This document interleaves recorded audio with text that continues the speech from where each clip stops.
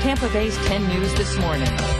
Well, coming up after the break, she has been through the foster care system herself, but now she's taking a stand against it. Coming up, Margaret Iuculano will talk with us live in our studios about why she believes the system is failing America's children.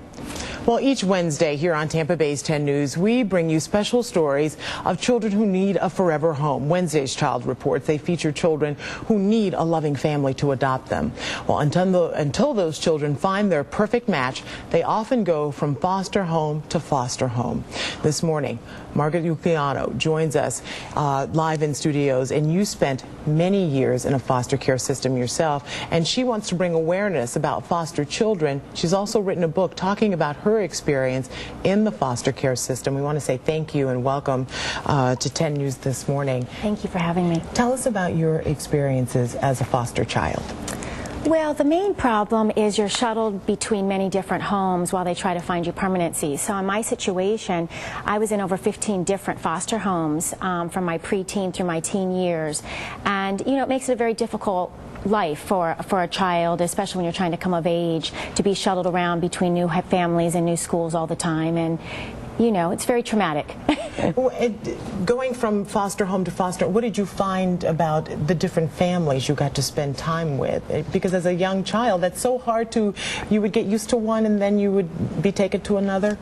Yeah, and I talk a lot about that in my book because the foster families that I encountered, they were not positive experiences, and so that's really what I'm trying to create awareness about. In Hillsborough County, we have over 4,000 foster children, and there's like 350 foster families, and so there's not enough quality care.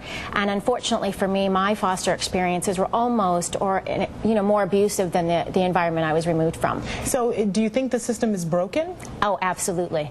But how? What is it? There is no quick fix for something like this. How do we begin to fix it or heal it? Well, getting community leaders involved and helping out, raising funds, and getting involved in the community and being aware there's 4,000 children that need a place to live, and there's many ways to get involved through, you know, local not-for-profits and DCF, or becoming a quality foster home. And when you hear quality foster home and you have so many children who are in the foster care system, what makes a quality foster home? Because you would certainly be the person to know what you liked and what you did not like.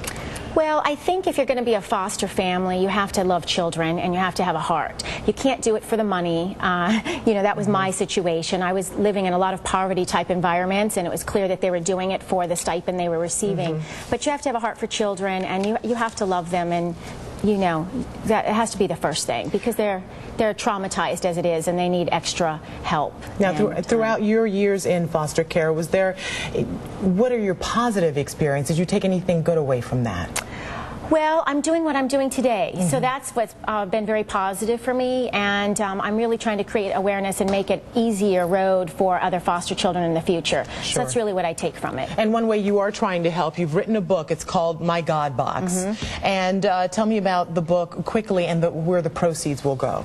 Well, we have 2 local charities that I'm currently sitting on the board. We're building an emergency shelter out in Brandon, and that's Tampa Bay Charity for Kids. So that's my main priority right now. And the My God Box can be seen on Amazon.com and Barnes & Noble and so forth. And the book is really about the power of faith, going through a traumatic experience, finding God, and creating a successful life for myself. Margaret Iuculano, thank you so much for sharing your story, and good luck with everything. Thank you very much. All right. Again, you can write down all of your experiences and what you can share and read Margaret's story in the God Book, and we'll put more of this, of course, online at TampaBays10.com. You're watching 10 News This Morning. We're back after the break.